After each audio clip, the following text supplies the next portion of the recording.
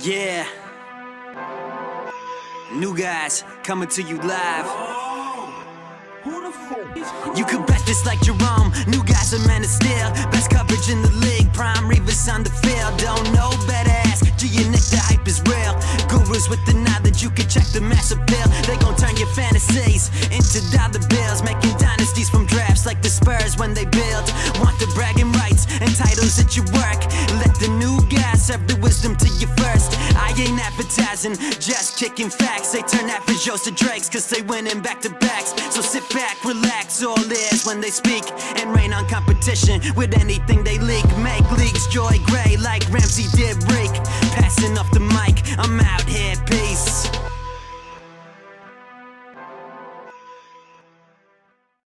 Hey everyone, welcome back to our podcast. I'm joined here with the Gurtis. Evening, ladies and gentlemen. Nick will not be joining us once again. He actually is moving up in the world and got a new apartment, so good for Nick. Boo, productivity. Unfortunately, he does not have Wi-Fi at the moment and had to pay to watch his Colts last week, so his bill's pretty high right now. So Nick will be with us next week, but once again it is going to be the two of us. And how you feeling this week? A little depressed, a little meh at the trade deadline. Which we're gonna get into, of course. We're gonna get into the trade deadline, but it's like meh. Because like I knew we weren't probably going to the playoffs. We got a rookie quarterback. We're rebuilding. It's just so meh. I thought it was a winnable game. I thought we were going to be a little more active, too. Winnable game. I wish we did more. I wish we were sellers, not buyers at the trade deadline, which, again, we'll get into. Yeah, we were going to discuss awards, but given the trade deadline just happened, we decided to change course. Next week, we'll discuss season-long awards, and this week we'll just dive into most of the trades. We left out 2 or 3 of the less impactful ones, but we are going to try and touch on all of the big ones. There were a few blockbusters, a few that didn't move the needle that much but are still worthy of discussion, and that will be our primary topic today. I do want to ask you, Gurtis, real quick though. This is a football podcast. We are going to stick with football, but the NBA season just began. And your Denver Nuggets have started as expected, 3-1. So what are you expecting of Jokic and the crew? I mean, I expect us to be contenders. You know, it's finally not a given that the Warriors are going to win. So it's nice. There is more parity than usual. There's a lot of wide open. Yeah, instead of like the super teams with 3 superstars, it's mostly duos of like 2 really good players and then a strong supporting cast rather than the third superstar. I'm really looking forward to the season. It's usually it's pretty boring until like it comes playoff chase, but I'm excited. I expect us to be definitely contenders. Us and like Utah are on the come up. Can't underestimate the Warriors once they get Clay back, if he comes back. Yep. But I think we'll be right in the thick of it. We just, if we can pull off a deal, maybe get a small forward, that's a position that we're lacking. But I think we'll be right in the thick of it in the West. Yeah, it's wide open, and you were at the top of the West last year. So, yes, sir. Barring injuries, you really didn't lose anything of relevance, in my opinion. So, yeah, I agree. It should be a good year for your team. As you all know, I'm a Cavs fan, and we are rebuilding, but it has been a very promising start. We currently have a top 5 defense, which will not hold since last year we were record-settingly awful at defense. Take what you can get, G. But 3 games in, we have a top 5 defense, and I will sing that tune until we no longer do. I don't blame you. Which will be in about a week. Now, we're rebuilding, but it's been very promising. We actually hung with Milwaukee 2 nights ago. Until the very end, a few questionable calls by the refs, and to be honest, they just got hot. But we've been right in the middle of every game. We've been right there pretty much, so it's exciting to see an up-and-coming franchise. It will be a down year, but it will be fun to watch this rebuilding team, especially at the trade deadline for It us. is kind of fun, and we watch them develop and see how it goes. And I expect us to be sellers at the NBA trade deadline. But that will lead us right into the NFL trade deadline. We try here. We do what we can. So we're not going to go in any particular order. We'll just sort of go down the line with how we typed it out. So I will turn to you for the first one. We have the Patriots trading to get Mohamed Sanu.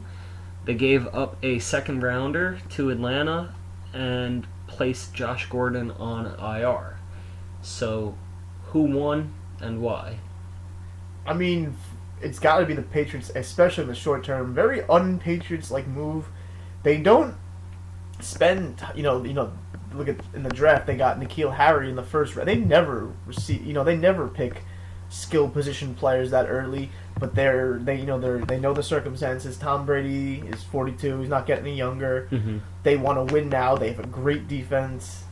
Antonio Brown didn't work out, as probably could have saw that coming, but they tried. It didn't work out. Josh Gordon is hurt. It's a win now move, and even though they don't usually do it, I like the aggressiveness because, like I said, they're in win now mode.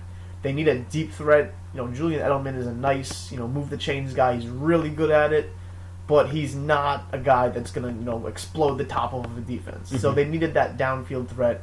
They can use Sanu in a variety of ways. They like to throw passes with him. He's very, very multi-dimensional. So it's exciting to see what he can do in New England. So I tend to agree that they won in the short term, but I will play devil's advocate a bit here. Atlanta saw an opportunity and seized it. The emergence of Austin Hooper has essentially made Mo Sanu the fourth option on a team that has one win. Still got Ridley. So they really didn't give up that much. I mean, Sanu's a good receiver, but he's also north of 30. Mm-hmm. I think he's under contract for 2 more years, which is good for the Patriots. But I feel like this is as high a value as they could have gotten for him. Oh, definitely. And they got it. Granted, it's a late second rounder. It's the Patriots, and they're undefeated. But it's still a second rounder for your fourth best pass catch. And they only have one win, so it's not like they should be buyers. So I understand that logic. So I would have done the same thing. I do think the Patriots won because Tom Brady's biological clock is ticking. I just had to say that. I think the Patriots won in the short term, but I think it was pretty even on both sides, to be honest. They both got what they needed. Makes sense. Yeah. Makes sense for both sides. All right, so we're going to move on to one of the many Rams trades and also one of the couple of Miami trades. The two of them made what I feel is pretty much just a salary dump. Yeah. The Rams were trying to clear cap to get Jalen Ramsey, which we'll get into that one later. So they gave up Aqib Talib and a 5th-round pick to Miami for a conditional pick. Now, Aqib Talib, Pro Bowl corner, I don't know if many know this. A, he's on IR, and B, he's on the last year of his deal. So it's not like he's going to be playing in Miami. I don't think he's going to re-sign there. I mean, you never know. He might like it. He might like it there, the weather. He might like the weather. But that's about it, yeah. So I don't think he stays in Miami, and in my opinion, this was just a straight-up salary dump. Yeah, it is. It's, we were talking about before, the Rams are giving away draft picks like candy. But, trick or treat. Yeah, for Miami, it's a nice, salary dump. They get a 5th-round pick. They're accumulating as many picks as they can. I can't blame them. I heard they're north of 20. Which is insane. That's for one draft class. That's insane. And then that's not even including, 2021, 2020. Wouldn't it be funny if they just whiffed on all these picks? That would be something special. You think, that's the idea of that many picks. You hope you'll let, it's like fishing. Take a few swings, hit a few balls. Hopefully you get a bite. Yeah. But well, they're fishing with dynamite with that many picks. Smart salary dump, though. Yeah. Kind of makes sense again. He's probably going to be miserable until the summer. Then he'll have fun in Miami Beach, and I don't know. I feel like we'll see what happens after that. It makes sense because of the Ramsey trade. But had that not happened, I feel like it wouldn't, because the Rams are still contenders, and Talib's supposed to come back week 15. So he would have been back for the playoffs. So you don't have one without the other. Mhm. That's what I'm trying to say. I think it makes sense because they got Jalen Ramsey, but if they didn't bring someone in, I feel like he would have stayed there. They would have banked on him coming back for the postseason. Oh, I totally agree. The Ramsey allows that. Yeah. The Ramsey trade allows for that to happen. So, makes sense after that. So next, we'll get into Denver, who they're starting some no-name quarterback this week, but that's irrelevant for these purposes. Just a little tidbit of information for anyone listening for their fantasy rosters. Denver is starting some scrub, no offense to whoever he is, against the Browns defense. So pick them up and stream them. But back to the trades. Denver gave away their best receiver, Emmanuel Sanders, who I believe is on the last year of his deal, to the 49ers, who are also following the Patriots and entering win-now mode. 49ers also paid a pretty steep price in a third and a fourth round pick. So my opinion of this is pretty much the same. A lot like the New It's England a lot trade. like the New England Yeah. trade. They got a receiver, which New England needed a deep threat, someone that could take the top off the defense. 49ers just needed somebody. Yeah. A proven vet that Get some separation. can move the chains, because honestly, I know they're undefeated, but they're undefeated because of that defense, that run game, and George Kittle. It has not been the receivers. Mhm. So I feel like this again was sort of even. Denver's rebuilding. They got a lot of value, and Sanders is a proven Pro Bowl receiver. Absolutely. I mean, to Emmanuel Sanders' credit, he's responded a lot better to the ACL tear than I thought he would. Yeah, same. I never thought he'd be the same, but Mhm. he looks good. If you're the 49ers, it makes sense. You know, you needed someone to move the chains, like you said. They're a team that's probably like one piece away, and they're hoping they just found the missing piece. Mhm. And for Denver, it makes sense because you're going nowhere. You just benched. Well, or is it because he criticized the coach, or is he injured, or is it both? We'll let you speculate. In any case, The answer Joe is Flacco. In any case, Joe Flacco's not playing. They're not going to the playoffs. They were talking about moving Von Miller, so clearly they're not in win-now mode. They're in rebuilding mode. They get the picks for him. They weren't going to re-sign him anyway. So if anything, yeah, like you said, maybe Denver in the long term gets the most out of it, but I don't blame the 49ers because they have to win now with that defense, and they have to see if Garoppolo's their guy. So let me ask you, because I agree they're not in win now mode. They are rebuilding, and they want to see what they have. Why aren't they starting Drew Lock? It's a good question. Sometimes If he's it's not ready, yeah, or and if all they don't that, want but- to. The O line is not good at all, so maybe they just don't want to use him as a tackling dummy. They don't want to ruin his confidence, which I can kind of understand. But at the same time, you spent the second round pick on him. You want to see what he can do. And, you just gave away Emmanuel Sanders, who doesn't even have the best receivers. So I guess their thinking is, all right, well, let's not get him killed, and let's not destroy his confidence when he doesn't really have that many weapons, to use. But I think at the end of the season, if this guy Allen doesn't work out too well, we had to look up who it was. That's how unknown he is. But if he doesn't work out in the next couple of games and they're going nowhere, you gotta see what he has. You can't just draft a guy in the second round and just we use the Kansas City model. You're not in the same situation as Kansas City is, so you gotta see what you have for the future. So shout out to Brandon Allen, the starting quarterback There for you go, Denver. Brandon Allen. Allen has yet to play an NFL down since arriving as a 6th round pick in 2016. So I'm sure his family is very supportive, but I do not have high hopes here. And we'll see. Watch. Maybe it'll be Minshew Mania all over again. You Yeah, never know. now that we've spoken such blasphemy, he's going to go off for 400 yards and 3 touchdowns. You never know. So, all right, we're going to move on to another deal that I don't really think is that significant. Philly traded for Gennard Avery, defensive end, and they gave up an undisclosed future pick next year to Cleveland. I feel like this is pretty much just a depth signing.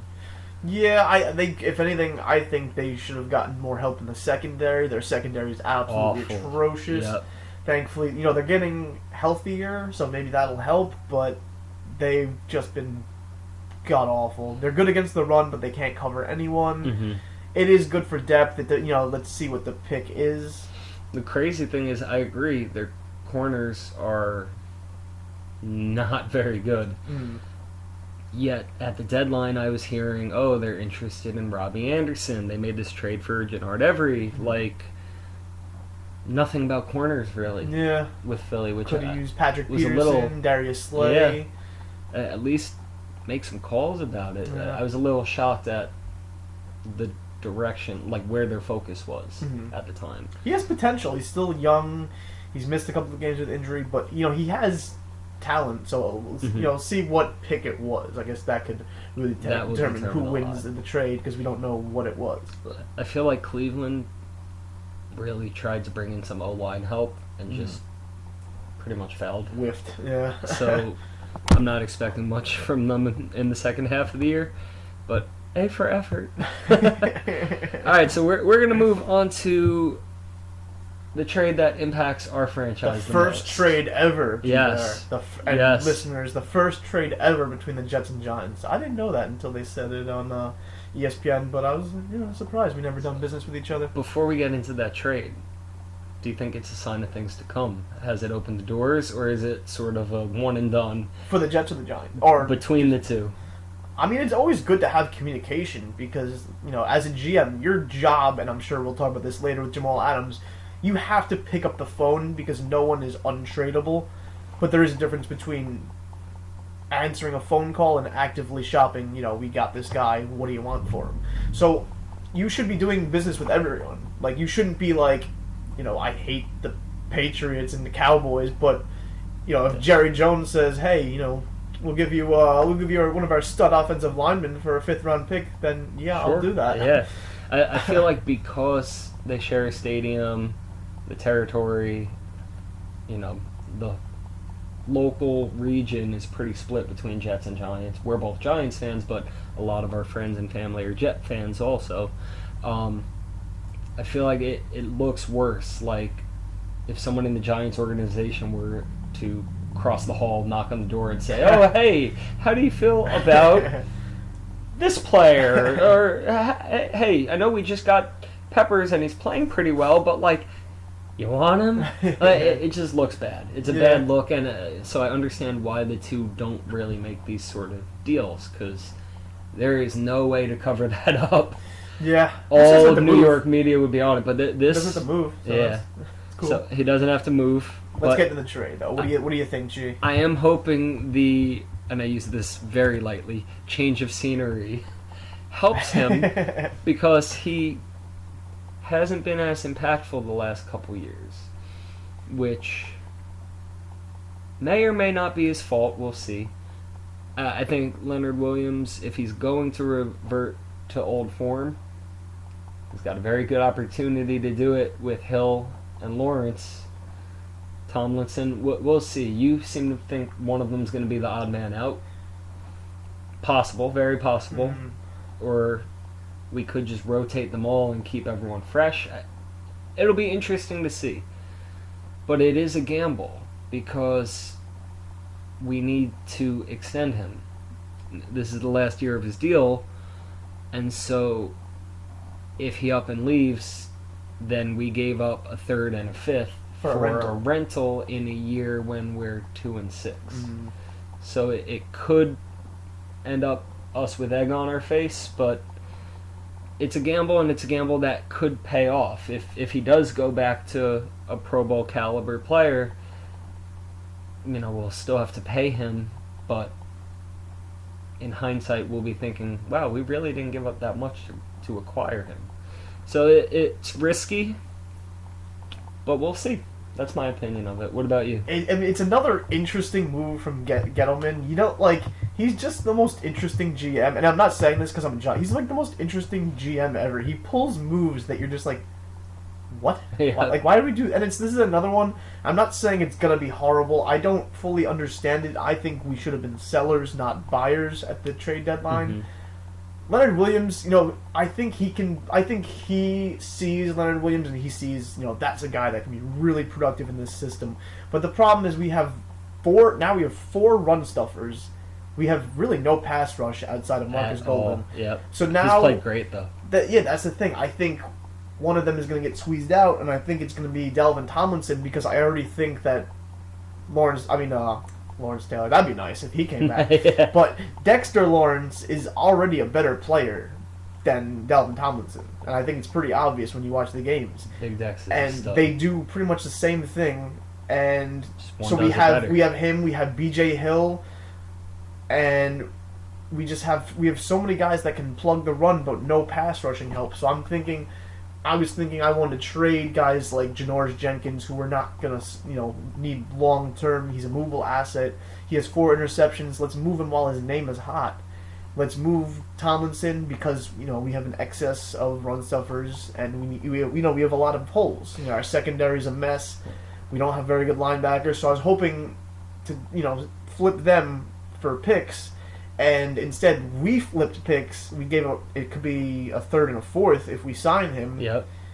So we still need to sign him, and we gave up picks, and we still have a lot of needs. Good player though. He could be productive. I agree. We still have a lot of needs, and I do think Jackrabbit having 4 picks, it would have been smart to move him to a team like we discussed, Philly, who needs a corner, or Houston, Kansas City. Yep. Unfortunately, it didn't happen. I will say this though: Leonard Williams has, I believe, it's twice as many hurries on the quarterback as pressures as anyone else on our D line. So I do think it will help because he's pressured the quarterback, I believe, 14 times, whereas the most out of anyone on the Giants line is currently 7. So I think it helps, but I agree with you. We had other needs, and we should have been focused more on the selling. We'll see. It's really a question of if we re-sign him, then it's kind of worth it, and if he pans out to be a really good player, which he could, he's a very good productive player, even though the sacks haven't been there. But if we don't sign him, then we just gave away a pick for nothing for a team that's not going to the playoffs. So I think we're hoping that we can get the inside track and sign him, and I think we will. The fact that we gave that much up for you, hey, we believe in you. They were willing to part with you. We took this chance on you. Take a chance on us. Big Blue looks like we're a rising team. It doesn't look like we're stuck in the mud or backtracking like Cleveland. very young, Stuck in the mud like Tampa. No, it looks like we're up and coming. Our defense has played better every week. Daniel Jones looks decent most weeks, not all of them. He's a rookie. He's a rookie. And that's the other thing, which I kind of disagree a bit. Yes, we need secondary help, but also most rookie cornerbacks struggle, and we have 3 rookie cornerbacks. Yes, we do. I think we just need to get them more time. Had we moved Jenkins, we could have played them all, got them extra reps, and who knows, next year they could all be Pro Bowl caliber cornerbacks. I agree our secondary isn't great, but I think that's more because of how young they are.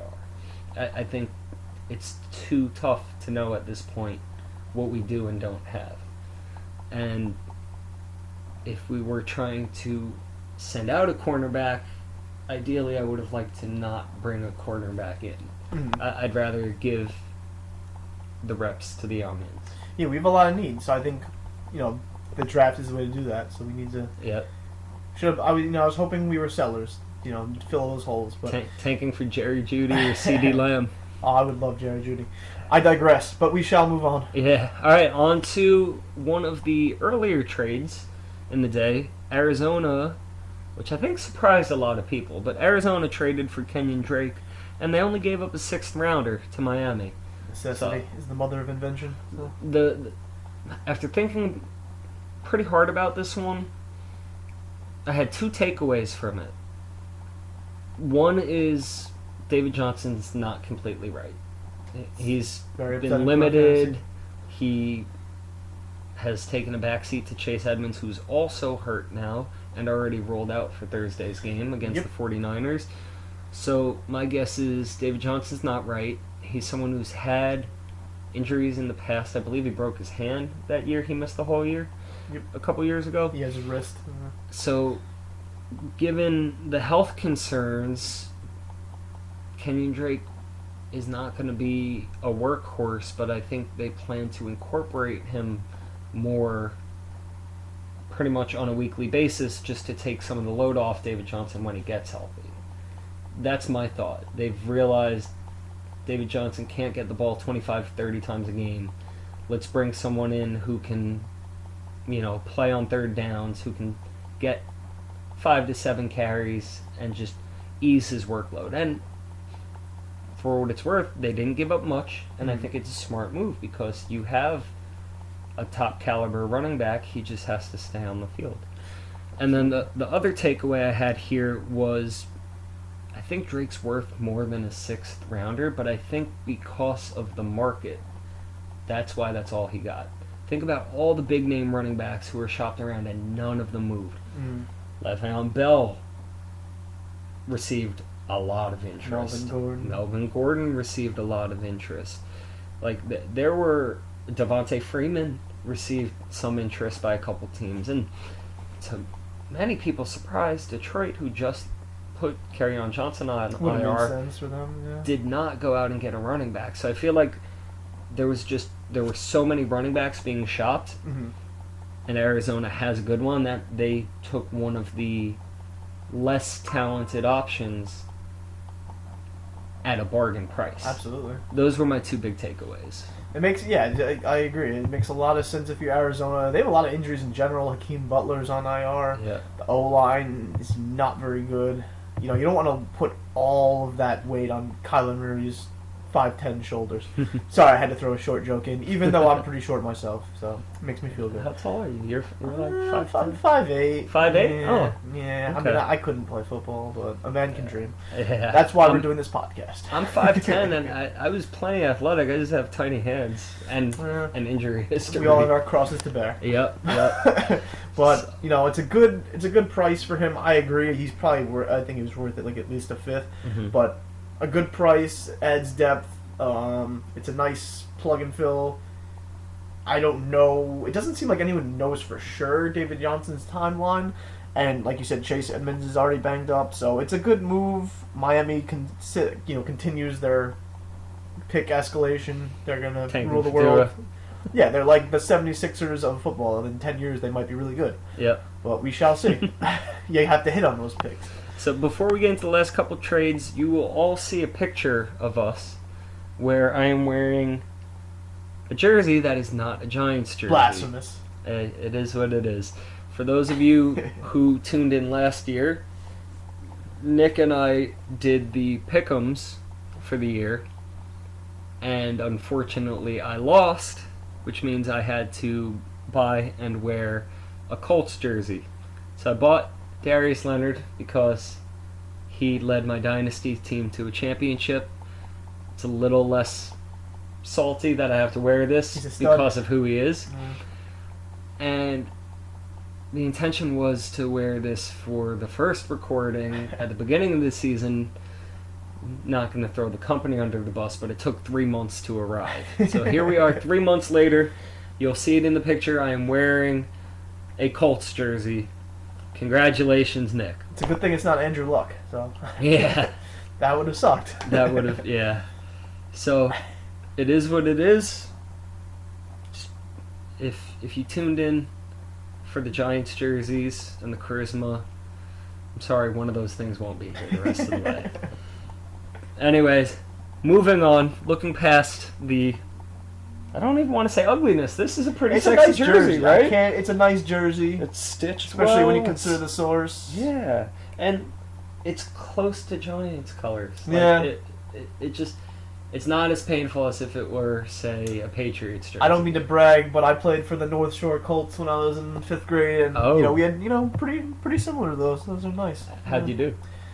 I mean, I was a tight end, and we were like little kids, so they never threw the ball. So all I really did was block. I played a little safety, but I digress. I'm sure you buried. Point kids. is, we had similar jerseys. You buried kids. Oh yeah, You I was a savage. monster. You I was a animal. mon- You know, believe it or not, I was fast back in the day. Believe it or not. I believe it. Hell, you're probably fast right now. You run all the time. I don't like to brag. But we digress. He would beat me in a foot race right now. Oh, Anyway, good thing you're crippled. yeah. That's why. All right, on to the Patriots. I hate talking about Yeah, them, the but rich I get feel like richer. we need to. Mm. The Patriots were actually sellers. They shipped Michael Bennett to Dallas and only received a 7th rounder, but it could turn into a 6th. I don't necessarily know the parameters that turn it into a 6th, but there are stipulations in place for it to increase in value. For Dallas, they're in win now mode. It's a two-horse race between Dallas and Philly, and my money's on Dallas, to be honest. Carson Wentz hasn't impressed, and their defense is suspect. They could stop the run, Philly. They're very good at stopping the run, but teams can throw, and teams know they can throw on Philly. It's a shootout, and Carson Wentz has not performed like he did his MVP year, where he was in the running until he had season-ending surgery. He hasn't been the same guy. And he's been well, he's been fine, but give me Dak, the one with the better O-line, the one with the better defense, the one with what I think are the better weapons. I'll take that guy. And I'm not rooting for Dallas by any means, but in a two-horse race, trying to be unbiased, I think Dallas takes the division, and I think the NFC is too good where whichever team doesn't take the division isn't going to be a wild card. They're going to be out. Oh yeah, it looks the wild card's probably coming from the West, to be honest. But that division is just so stacked. Yeah, but I understand why Dallas did it. They're in win now mode. Mm. As for the Patriots, they can give away everyone except for Tom Brady and still win. Yeah, I think it made sense because there was a lot of talk that it's more, locker room. They were saying Michael Bennett was, causing the, that's not how Belichick rolls. He doesn't, it's the Patriot way or you're out of there. Yeah. And Michael Bennett's an older, he's still productive, but he's an older player. He's not going to command the type of market he once did, so Belichick's never going to put up with that. So they get rid of Michael Bennett. They get a pick for him. Pretty much business as usual for the Patriots.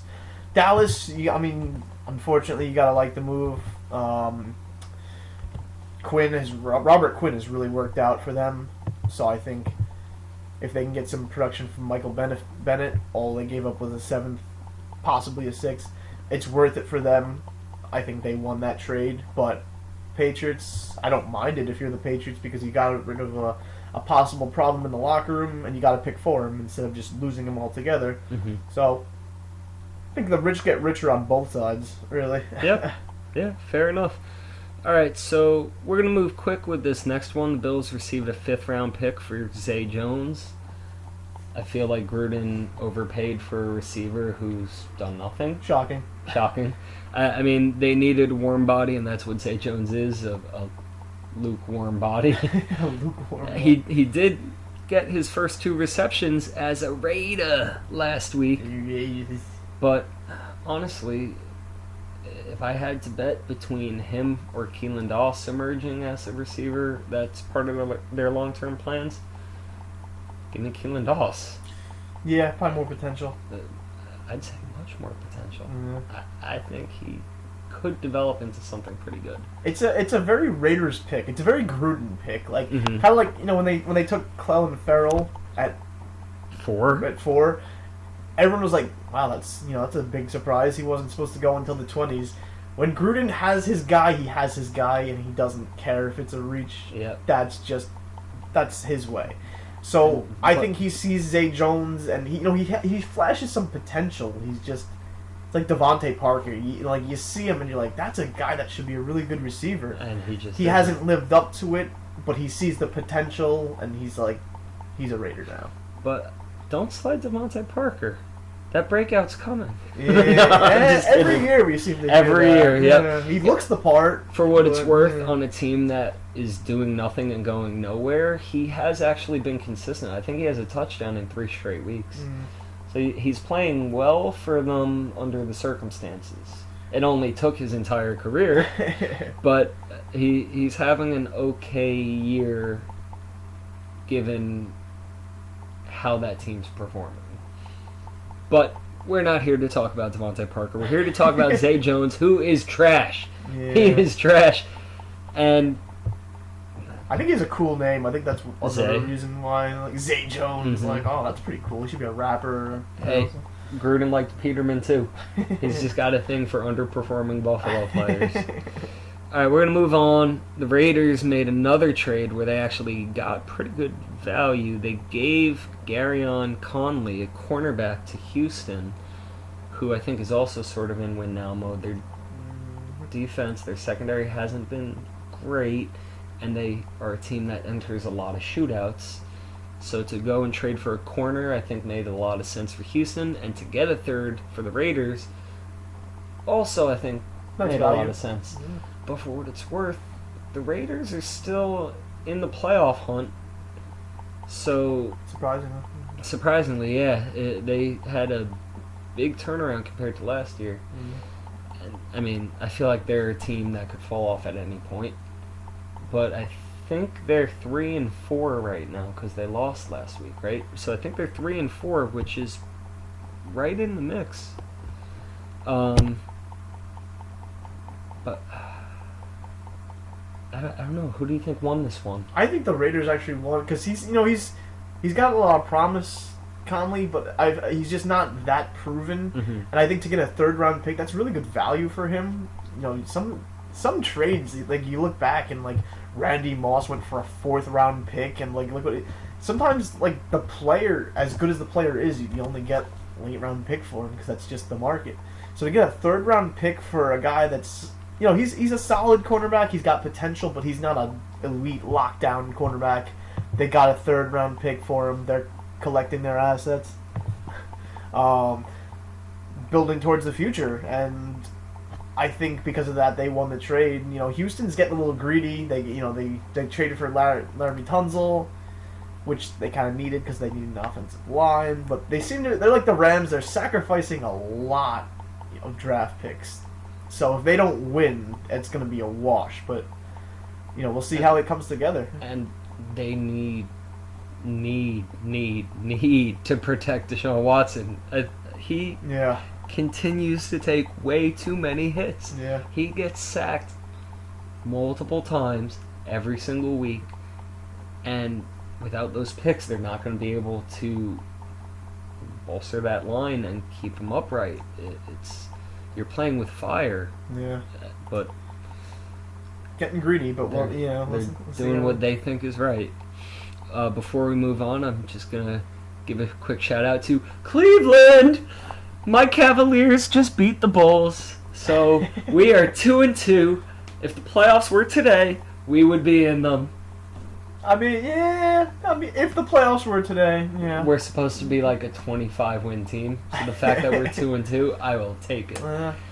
And Tristan Thompson, you're gonna laugh at Such this. an overrated- No, you're gonna laugh at this. He's playing like an all-star.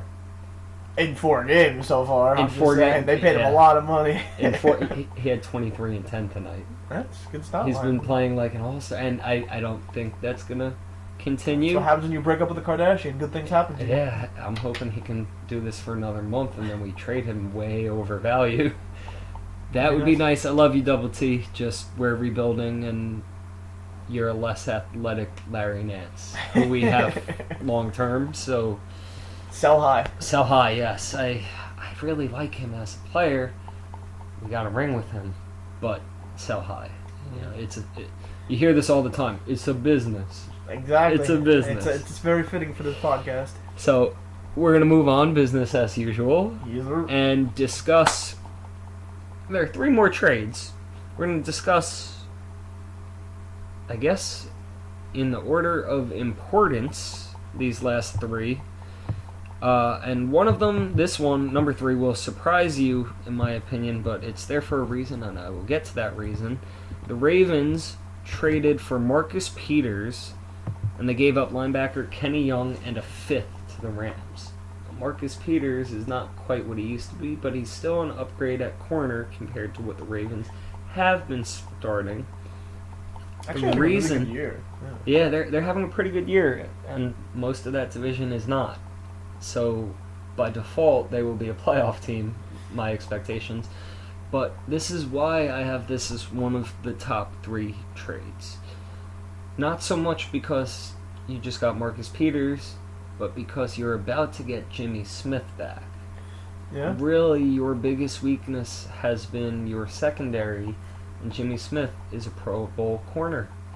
So, to put Marcus Peters across from him, that defense is going to look totally different. They're coming off their bye. Jimmy Smith is practicing. He practiced today.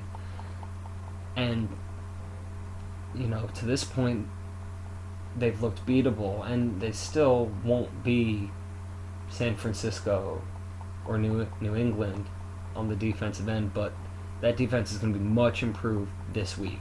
And that's why I had this one being very significant, albeit of less importance on the surface. Yeah, I mean, the fact that Jimmy Smith is coming back makes the trade better, because I always thought, Marcus Peters, he's been kind of overrated.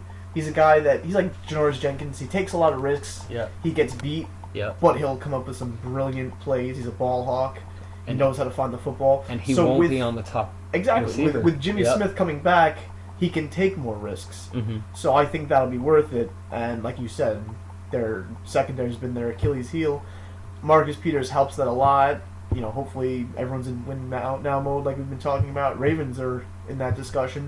Take advantage of the Steelers while Big Ben is hurt. Yep. Take advantage of the Browns while they're not doing well. Like, they want to win now too, and this is their best chance because they really have everything else. And that's why I put this one so high, because on the surface, Emmanuel Sanders, Mo Sanu, like those are the flashy trades, but the Patriots and San Fran are both undefeated. Mm-hmm. This isn't going to move the needle that much, whereas Marcus Peters and also getting Jimmy Smith back at the same time really can for Baltimore.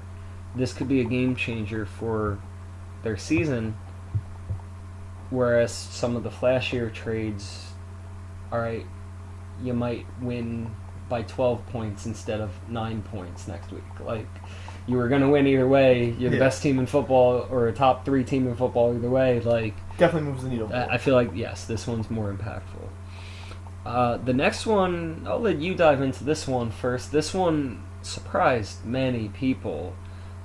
Detroit traded away their starting safety, Quandre Diggs, who also plays slot corner from time to time. And they also gave away a 7th in 2021, and all they got back was a 5th this year.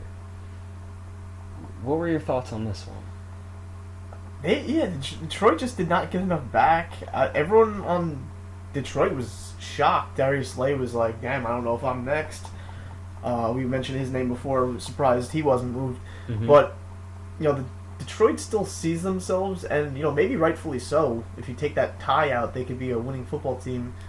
They play everyone tough. They're a good football team. I think their record, they're not as bad as their record says they are. Mm-hmm. I think they view themselves as a winning team, and all you got back for your starting safety, who's he's not a superstar, but he's a solid safety. Like you said, he plays slot cornerback. He can be moved around.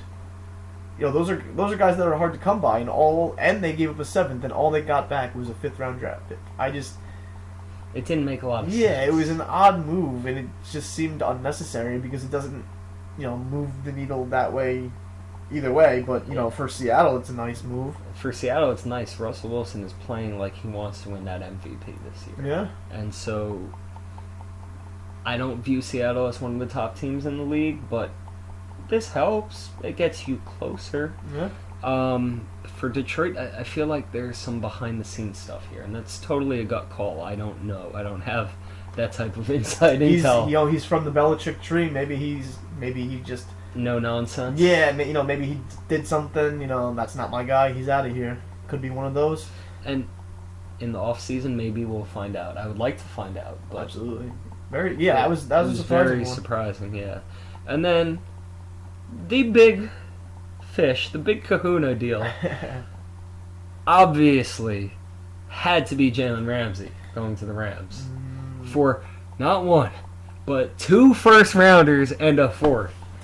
So the Jaguars got very good value, and the Rams got arguably the best cornerback in football. You want to go, or you want me to tackle this? I'll let you tackle this. It's wow. Or no, you don't tackle. You played tight end. I'll let you block. I this. played safety too. All right. Oh yeah, okay. I'll let you tackle this then. All right. So, we were talking about it before. The Rams are just giving away draft picks like candy on Halloween. It's like, you get a piece, like Oprah. You get a piece of candy. You get a convertible car. You get a school. They're the most win now team mode. Like, they're the biggest team in win now mode. I just don't think that it's necessarily worth it for them because it doesn't fix their biggest problem. The biggest problem is that the line cannot protect Jared Goff. Yeah, they don't can't create lanes for yeah, Todd play Gurley, action who's doesn't also look the banged up. same. Yeah, that doesn't. Jared Goff is excellent when Gurley is healthy. They have the play action going, opens up the whole offense. Cooper Kupp, you saw what he can do last week. Oh, dude, he was a savage. That's what the Rams can do. That's their biggest problem. And not to say that they couldn't use help on cornerback after trading Marcus Peters. It definitely helps them. It's definitely going to help their defense. But I don't think that was the biggest problem. And you're giving away a lot of picks of 2 firsts and a 4th. So now you have no picks for a while in the next couple of drafts because you're so in on everyone. You signed Goff to a long term. You signed Aaron Donald to a long term. You signed Brandon Cooks to a long term. So it's like, if you don't win the Super Bowl in the next year or two, this was a complete waste. But if it puts you over the top, then everyone can shut me up because you're a genius. And if you're the Jaguars, obviously you made out pretty well. You can't ask for much more value than 2 first-round picks and a 4th. Yeah. That's much more than we got for Odell Beckham. And, he was disgruntled. He knew he didn't want to be there, so maybe it clears the locker room long-term. So it really works out. I think I like it better for the Jaguars, but, if they win the Super Bowl, then it's worth it. Yeah. I think the Jags got the highest level of value for their disgruntled corner. I don't think anyone else would have given 2 firsts and a 4th. But for the Rams, they were in the Super Bowl last year, and they had a good year the year before. They're having an underwhelming year thus far, but I feel like in their mind, in McVay's mind, they are that Super Bowl team of last year. They are right there, and I agree their biggest weakness is their O-line at the moment, but I feel like that organization thinks at the moment they're a lot closer than they are. Yeah. Because, I don't know about you, but I take the Saints over them. I take the 49ers over them. Yeah. I think that's it. It was a big haul for Jacksonville, and it was a desperate play by the Rams. That Great player, could though. pay off. It definitely could pay off, and it definitely improves that defense. Like we said, he might be the best corner in football. Mm-hmm. But they paid a lot. They jeopardized their future, and I don't think they're on the same level as some of these other teams. Like, they're still not as good as the Patriots. Mm-hmm. I still don't think they're as good as the 49ers. Saints. Yeah. Mm-hmm. Packers, I'd put over them. Oh, the Packers are playing great. We haven't even talked about them at all today. Yeah. And Aaron Rodgers is probably the MVP of the league right now, in my opinion. We can do a whole other show on that. And we will next week. Yes, sir. Yep. But, yeah, I think they're still not an early exit, but they'll maybe win one game in the playoffs and then be out. NFC West is They're just tough. not there. They're just not there. Gurley's Definitely. not healthy. Mm-hmm. That line's not very good. Mm-hmm. And even if their defense shuts down a lot of teams, you have a bunch of other good defenses around the league. The 2 top teams in this league have amazing defenses. The Colts' defense is underrated. We'll see if they're a playoff team. Like, defense wins championships, but not if your quarterback can't get anyone other than Cooper Kupp the ball. Very true. So I don't know. I think neither team lost this trade at the moment, but I agree with you. If the Rams don't win a Super Bowl, All for nothing. then yeah, the Jags absolutely won this, and they just It's a tough division. started their rebuild. Toughest division of football. So Yeah. we could see 3 teams from that division make the play. And Yeah. they are banking on being one of them. Well, also Vikings, Packers, Bears. I mean, Trubisky's tough. been awful, but that's also a tough one. It's a very good division too. I'd put them right there also. Anyway, was there anything else you wanted to discuss? I mean, for me, I just want to say that I think the biggest loser for the trade deadline was, I mentioned the Giants. I'm meh about the trade, and meh, but I think the Chiefs were the biggest loser because I think they had an opportunity. There were a lot of pretty good cornerbacks of, at least, they had their names on the market. You got Patrick Peterson, you had Darius Slay, and you had some of these guys that could potentially, put them over the hump. They just put so much on Patrick Mahomes, and he's otherworldly good. Mm-hmm. Like it's him and Aaron Rodgers in like a class. But as far as talent, Yep. they're just in a class by themselves, and you don't want to put all. They had no defense last year, and they almost made it to the Super Bowl. So if you could just get that one piece to help out in coverage, like the Rams made with Jalen Ramsey. I'm not saying trade 3 first-round picks, but I think you could have gotten one of those guys at a reasonable price. If you don't go for the big name, like I just mentioned, go for a smaller name that can help out, for a 4th, 5th rounder. Maybe he can help in the secondary. But they didn't really do anything that kind of stood pat, and I think they could have benefited a lot from the trade deadline. Yeah. So they definitely stood to gain at the deadline, and they did nothing. Mm-hmm. I'm going to go a different direction here. I think the biggest loser, and I'm sorry to all you Jets fans, has to be the Jets. You have a cornerstone on your defense. Your safety. Who told your GM he wanted to stay? And then your GM, there's conflicting reports. Was he taking calls? Was he actively shopping him? I don't know. That's neither here nor there. But if I were Jamal Adams, I would want out now. If he didn't want out before, he's going to want out now. Dysfunctional So mess. you've got that whole mess. And other than sending us Williams, which you got picks for, you got decent value compared to how he's been playing. But you were shopping Bell. There's all this controversy surrounding his contract. Robbie Did he Anderson. deserve that money? You were supposedly getting rid of Robbie Anderson, who you didn't. You're going to have all sorts of locker room issues for the rest of the season. You didn't make the team worse to tank, but you didn't make it any better to protect Sam Darnold. He has looked lost out there for 2 weeks. The Jags punked you last week. Did you hear about what the Jags did? Yeah, Oh, it was so funny. Rather clever of them. It was so funny.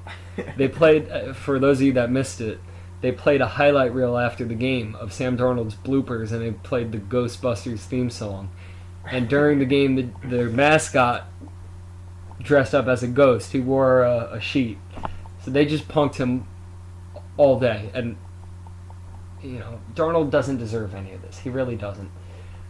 But it was funny.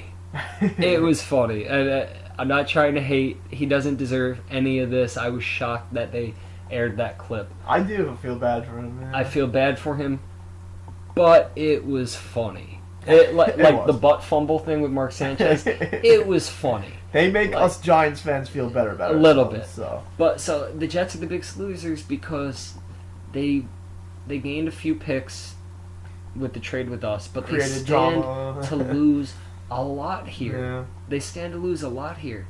And because they didn't trade Bell or Adams or any of these pieces, they still have a few good pieces where I think down the road they're going to get a few more wins. They still have Miami on the schedule. They still have us, and I think we're the better team at this point.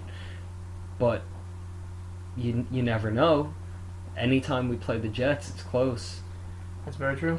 And the Jets could get 3 more wins the rest of the way, and that could cost them a top 5 pick.